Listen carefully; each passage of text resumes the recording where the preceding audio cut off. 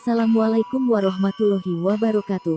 Untuk sahabat pendengar cerita dimanapun kalian berada, mudah-mudahan sehat selalu, panjang umur, lancar berkah rezekinya. Amin ya robbal alamin. Masih di TV Semar, kali ini saya akan menceritakan asal-usul dari sebuah kota, yaitu Kota Tegal, yang berbatasan dengan Kabupaten Pemalang di sebelah timur, sebelah barat berbatasan dengan Kabupaten Brebes, sebelah utara berbatasan dengan Laut Jawa, sebelah selatan berbatasan dengan Brebes dan Banyumas.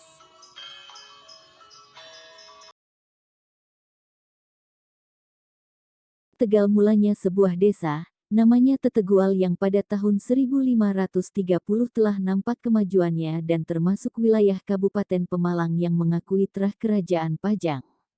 Tahun 1955 nama Tetegual diberikan seorang pedagang asal Portugis, yaitu Tome Pires, yang singgah di Pelabuhan Tegal pada tahun 1500-an. Kata Tetegual memiliki arti tanah subur yang mampu menghasilkan tanaman pertanian. Depdikbud Kabupaten Tegal, 1984. Kota Tegal tak lepas dari seorang tokoh yang bernama Ki Gede Sebayu. Namanya dikaitkan dengan terah Majapahit, karena sang ayah Ki Gede Tepus Rumput kelak bernama Pangeran Onje ialah keturunan Batara Katong Adipati Ponorogo yang masih punya kaitan dengan keturunan dinasti Majapahit. Penekanan pada bidang pertanian tak dapat dilepaskan dari kondisi wilayah dan akar kesejarahan telatah Kabupaten Tegal yang mengembangkan kapasitasnya selaku wilayah agraris. Tradisi keagrarisan dimulai dari ketokohan Ki Gede Sebayu Juru Demang Terah Pajang. Bangsawan ini, Ki Gede Sebayu, adalah saudara dari Raden Benowo, bahkan kalau dirunut keagrarisan itu dimulai semenjak Mataram kuno.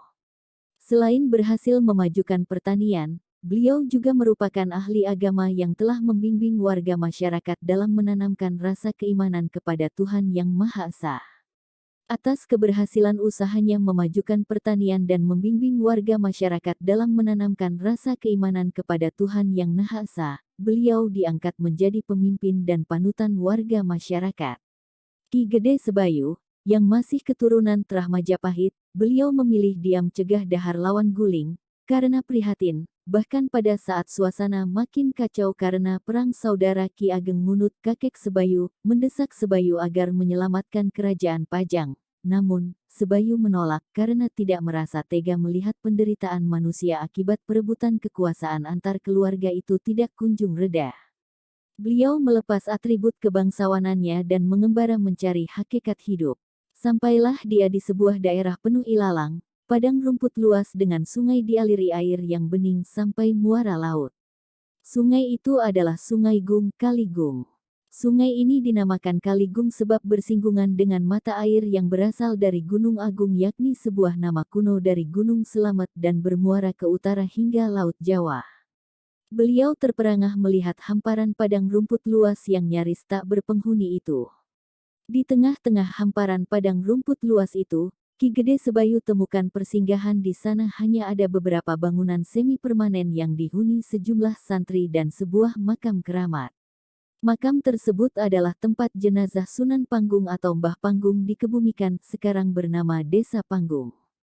Mbah Panggung yang bernama asli As-Sayyid Al-Habib Abdurrahman As-Segaf, putra dari Sunan Derajat dan Dewi Kondrowati yang merupakan adik dari Raden Makdum Ibrahimovic, Sunan Bonang.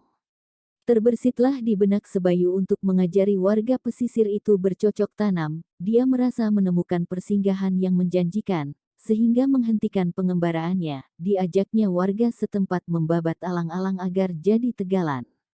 Selain itu, dia juga membuat bendungan di hulu sungai daerah Danawari untuk dijadikan sumber air irigasi. Kesaksian ini diperkuat dengan ditemukannya artefak kuno dan candi di Desa Pedagangan. Ditambah telatah Tegal kerap kali dikaitkan dengan Kerajaan Pajang dan Mataram Islam yang cenderung kekuasaan dengan basis De Graaf, 1986.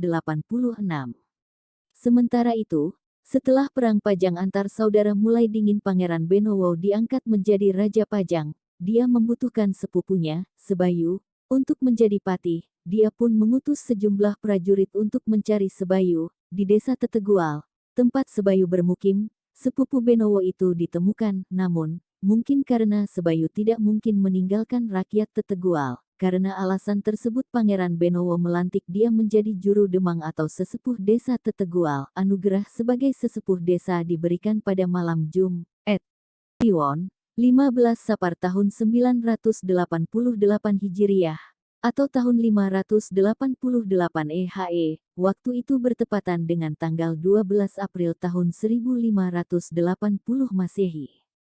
Pengangkatan Ki Gede Sebayu menjadi pemimpin pertama Tegal dilaksanakan pada perayaan tradisional setelah menikmati hasil panen padi dan hasil pertanian lainnya. Dalam perayaan juga dikembangkan ajaran dan budaya agama Islam yang hingga sekarang masih berpengaruh pada kehidupan masyarakat. Hari, tanggal dan tahun Ki Gede Sebayu diangkat menjadi juru demang bupati itu ditetapkan sebagai hari jadi Kota Tegal dengan Peraturan Daerah Nomor 5 Tahun 1988 tanggal 28 Juli tahun 1988.